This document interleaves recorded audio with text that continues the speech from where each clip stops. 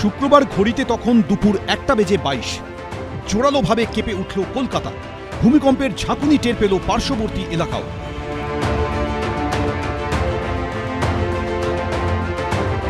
Compound এতটাই বেশি ছিল, মনে হলো আমি চেয়ার থেকে পড়ে যাচ্ছি। প্রচণ্ডভাবে আতঙ্কে আছি আমরা, প্রচণ্ডভাবে আতঙ্কে।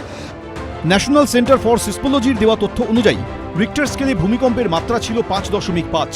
কম্পনের উৎসস্থল বাংলাদেশের সাতক্ষীরা থেকে 17 কিলোমিটার দক্ষিণ পূর্বে, মাটি থেকে 10 কিলোমিটার গভীরে।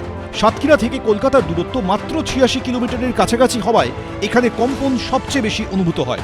এছাড়া হাওড়া, উত্তর ও দক্ষিণ 24 পরগনা, নদিয়া সহ দক্ষিণবঙ্গের বিস্তীর্ণ এলাকায় কম্পন অনুভূত হয়। কম্পনের জেরে শুক্রবার দুপুরে ব্যস্ত অফিস পাড়াতেও শোরগোল পড়ে যায়। আতঙ্কে বহুতল ছেড়ে বাইরে চলে আসেন কর্মীরা। আমরা কাজই করছিলাম, আমি ল্যাপটপে হাত দিয়েছিলাম, অটোমেটিক ল্যাপটপটা আমি কাটছে, বাইরে শুনতাম হ্যাঁ আর কোনো আসছে নেই। কলকাতায় কেন আসছে বুঝতে পারছি না। কম্পনের জেরে কলকাতা পুরসভা চত্বরেও কার্যত হুলস্থুল পড়ে যায়। কর্মী থেকে সাধারণ মানুষের চোখে মুখে দেখা যায় আতঙ্কের ছাপ। কলকাতার পাশাপাশি হাওড়াতেও ভূমিকম্প অনুভূত হয়।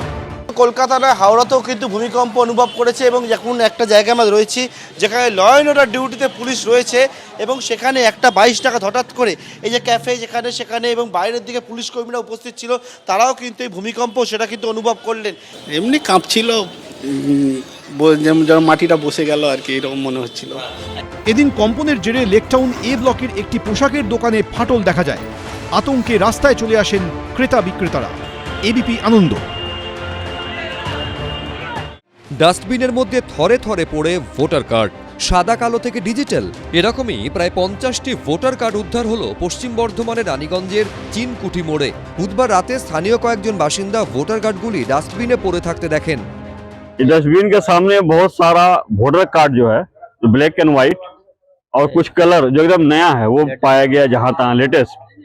और सबसे बड़ी बात है ये डस्टबिन में पाया जा रहा है। इस किस्म का भी एसआईआर का काम चल रहा है और इस किस्म का डस्टबिन में वोटर कार्ड पाना बहुत मैंने समझ लिया अच्छी बात नहीं है। রানীগঞ্জের বাসিন্দা আনারুল ইসলাম, তার দাবি বাড়িতে তার ভোটার কার্ড রয়েছে, অথচ ডাস্টবিন থেকে তার নামে একটি ভোটার কার্ড মিলেছে। मेरा भाई हमको फोन किया, स्टेशन से आ रहा था तो फोन किया कि तुम्हारा आई कार्ड यहाँ पर है। कहाँ आई कार्ड? तो हम बोले मेरा पास घर में है। तो फिर ला के दिया तो हम देखते हैं ये दूसरा मेरा वाला है घर में रखा हुआ, ये हमको कूड़ादान से मिला।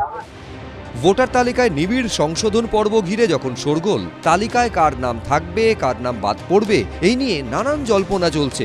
এই আবহে ডাস্টবিন থেকে ভোটার কার্ড উদ্ধারের ঘটনায় তৈরি হয়েছে বিতর্ক। এটা কিন্তু ঠিক নয়। এই সামনে এসআইআর কাজ চলছে, এখন কমপ্লিট হয় নাই, তারপরে ভোটার কার্ড ডাস্টবিনে ফেলা গেছে। কে ফেলেছে কে জানি না। ওইখানে সিসি ক্যামেরা আছে, প্রশাসনকে বলেছি থানাকে ওই সিসি ক্যামেরা ফুটেজটা দেখে কে এসে ফেলেছে ওতে বোঝা যাবে। যেখানে লোকের এখন ভোটার কার্ডের প্রয়োজন পড়ছে সেইখানে এত ভোটার কার্ড ডাস্টবিনে ফেলা হচ্ছে, এটাও কোনো না কোনো যে চক্রান্ত আছে তার পার্ট আছে। খবর পেয়ে রানীগঞ্জ থানার পুলিশ আধিকারিকরা গিয়ে বাজেয়াপ্ত করে ভোটার কার্ডগুলি। পুলিশের দাবি বাজেয়াপ্ত হওয়া ভোটার কার্ডের অধিকাংশই রানীগঞ্জের, তবে এগুলো আসল না নকল তা স্পষ্ট নয়, তাই খতিয়ে দেখছে পুলিশ। রানীগঞ্জ থানার পুলিশ সূত্রে খবর, ভোটার কার্ডগুলি কারা রেখে গেল তাও খতিয়ে দেখা হচ্ছে। কৌশিক গাতাইত, এবিপি আনন্দ, পশ্চিম বর্ধমান। এবিপি আনন্দ, এগিয়ে থাকে, এগিয়ে রাখে।